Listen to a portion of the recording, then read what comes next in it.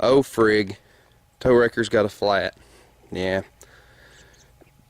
don't really know why. Can't find anything wrong with this tire. Can't find a screw in it. Can't find a nail in it. Can't find anything wrong with it.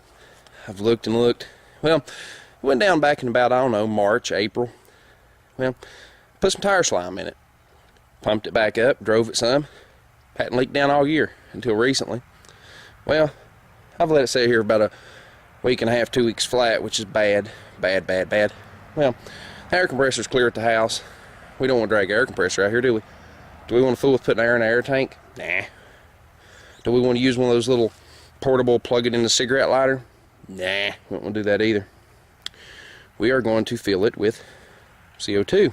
Yeah, CO2, the world's best air tank. You know, you've got, 1,500 psi or so in a tank.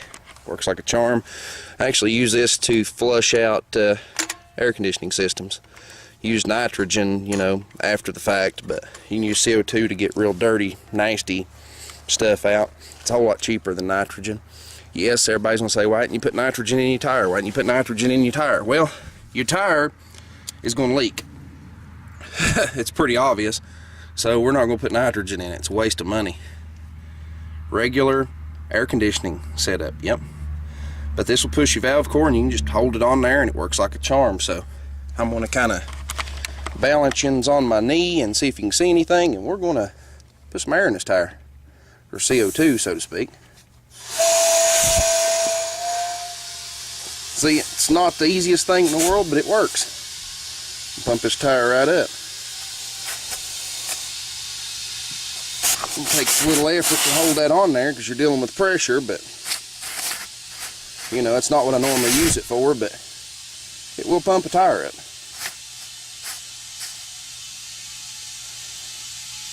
And we're using, I don't know, we're letting about 120 psi come through this hose. So we'll get it pumped up.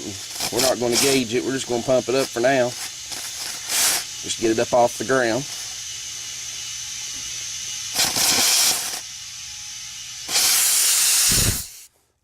There we go.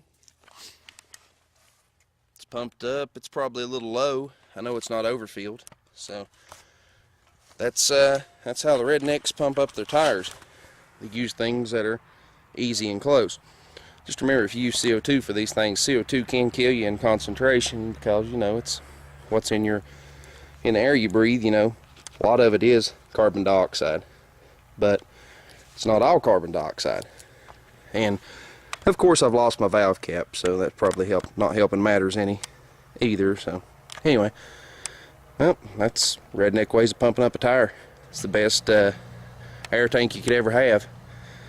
Got one of those mounted under the wrecker I use for that purpose. You can even run air tools off of them for short periods. CO2 tends to get cold where it's in liquid form and it turns back into, to vapor form.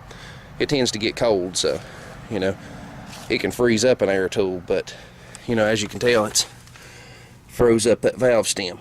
That white is ice. It's froze, see? Thawed out. But anyway, redneck tire pumping. There you go.